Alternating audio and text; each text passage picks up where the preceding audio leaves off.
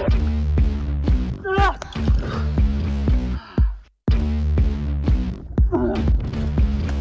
miss a nightmare. Just close your eyes and I'll be right there.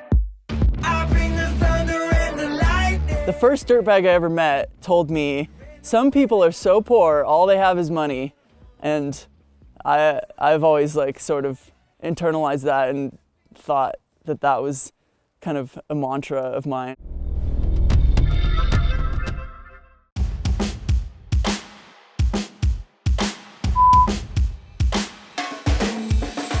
My name is Brittany Goris. I'm an American rock climber.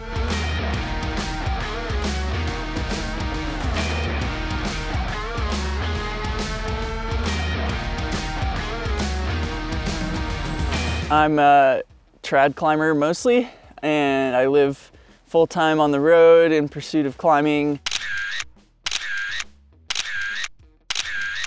Some people call trad uncool, but it also kind of feels like a trad climbers are almost a dying breed, because if you look at the history of climbing, its roots are traditional and, you know, it's evolved. And so like the most modern evolution of climbing is mostly competition, and that's where kind of the media focuses, and that's where all the youth are spending their time and energy. It's like more of like the true adventure in climbing is a lot more in trad. There's so much unpredictability and uncertainty, and so much more like mental engagement when you don't know where your next gear is going to be, or you know, you're just questing up something. You can't see like a line of bolts telling you where to go or colorful holds on the wall. And don't get me wrong, I love all types of climbing. I was a competition climber, I was a sport climber, I was a boulderer, but as I climbed throughout the years, I just wanted more. I wanted more meaningful experiences. I wanted more adventure. I wanted to be constantly pushing my comfort zone. And in the search for that, I ended up at trad climbing. The grades only go so high in trad climbing because it's the way it is naturally. The types of rock you're climbing, you're not climbing like really steep stuff, and so there's only so hard that things can get, especially with cracks, you know.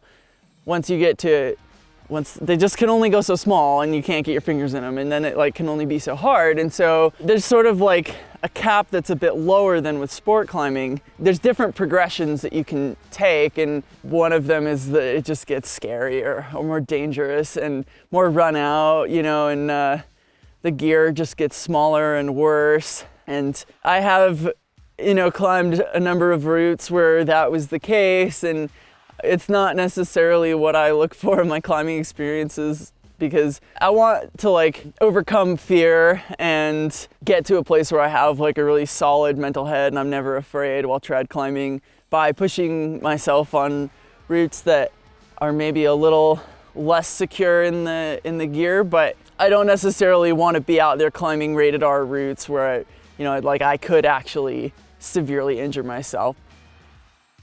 Stingray was one of the most meaningful experiences I've ever had in climbing, because I had only climbed one really hard trad route at that point, City Park, and I didn't really know what I was capable of. And when you've only done like one really hard thing, you kind of wonder, like, is that the best I got? You know, am I a one-trick pony? You know, and so I wanted to prove to myself that I could go bigger and, you know, climb more things that were as challenging. And I was still like kind of learning trad, not necessarily like learning gear or anything, but learning where the trad climbing areas are and what the history of trad climbing is and where I fit into American trad climbing and the community and all that. And so I went to Joshua Tree because I was really interested in going there, not because I thought the climbing was cool, because the climbing there is pretty weird, but I really respect climbing history, and the sort of first American dirtbags would spend the winters in Joshua Tree. And so I thought that's what I should do. I should spend the winter in Joshua Tree to find my place in the American dirtbag history. And so I went there, and there's only a couple cracks there. There's Equinox, there's Acid Crack, there's Asteroid Crack, and there's Stingray. They're like the 4 hard cracks. And within the first week and a half of being there, I climbed 3 of them. So I thought I'd go check out Stingray. And the moment I saw it, I thought like, this is the next thing. This is like what I've been looking for, even without even knowing that it was what I was looking for. It's so beautiful and so painful and so heinous. And it really was special to me because it pushed me to my absolute limit. To be honest, the dirtbag van life scene is really meaningful to me because, at least in American climbing, the history of climbing is not as this trendy thing. It's like a counterculture way of rebelling against what was expected of society. You know, you're supposed to do this American dream, like get a job, buy a house, have kids, and climbing sort of came around as this way for people to get away from that and seek out freedom and adventure. And that was sort of the birth of the American dirtbag that wanted to just pursue a life that wasn't restricted by what society expects. And I think that is a very core thing to my own climbing experience, not necessarily rebelling, but just seeking out like the life that I want to live, not necessarily the life that I would be expected to have.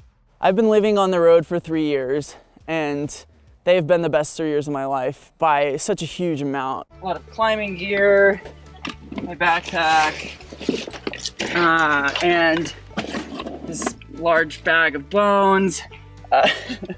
I collect bones and I paint them. First female ascents, I think, my opinion about this has really changed over the years. At first, I really resisted the first female ascent because I didn't want to live in a world where we needed to define that as a thing. I wanted to live in a world where that didn't matter. So I just kind of was like, thought it was stupid at first. And then it started to become something that I was associated with. And my ego liked that. But you know, inside then I started to sort of like have to take a harder look at what it actually meant. And because I couldn't just say like, suddenly I like this because it makes me look cool or something. And once I really took a harder look at it, I kind of changed the way that I thought about it.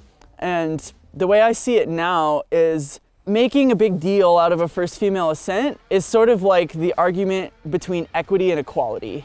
And equality is where we all are given the same tools, and hopefully that's enough that anyone can succeed to the same extent. But that's not the world we live in. The world we live in, different people come from different backgrounds and have different privileges, and they need a different set of tools in order to have the same chances of success. Oftentimes in climbing, in order to feel like you belong in something, whether that's the world of hard trad or even walking into the gym, sometimes that's really hard if you look around and you don't see anybody like you, whether that's because of your gender identity or your nationality or your, you know, whatever it is that you define yourself with. Seeing other people that you can relate to doing things makes you believe that is possible for you. And if I can open the door for someone else and show other women, you know, like what's possible for them, then that's like a really awesome thing.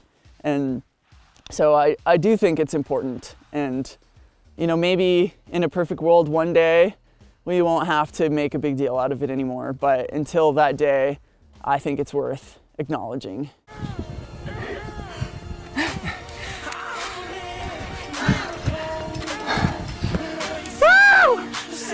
Yeah!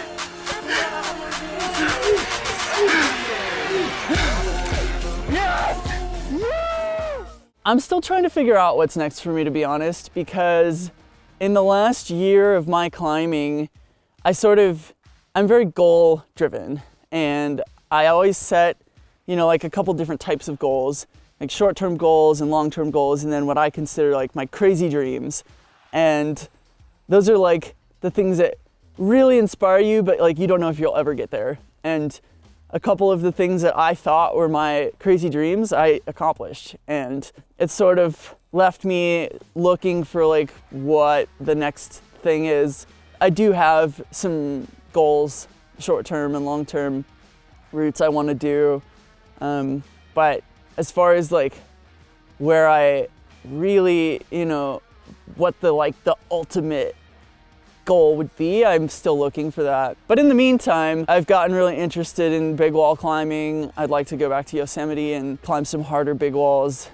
I've also started to learn about the difference in style when it comes to multi-pitch and big walls. At first I thought like it's all about just sending it, whatever it takes, whether that's like rappelling down and working the pitches. But then I started to learn that, it actually, there's a lot more to it if you go ground up or, something like that. And so I'm kind of in the process of exploring like how I want to pursue that sort of thing and what the style actually means, because it means more than I originally thought. And so that's sort of where I'm at right now. And what I'm hoping to do is climb more bigger routes and see what I'm capable of, whether that's a multi-day thing or how many hard pitches on something I can do in a day, and what's the best style that I can do that in.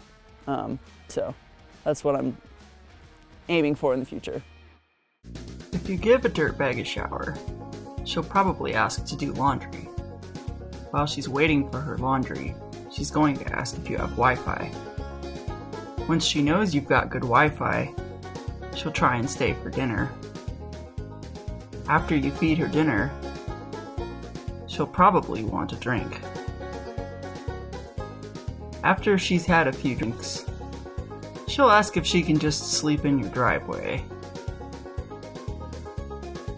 After she parks in your driveway, her friends will wonder where she is. Once she tells her friends about your house, they'll all want to come over too. Once her dirtbag friends arrive, they're all going to want to take a shower.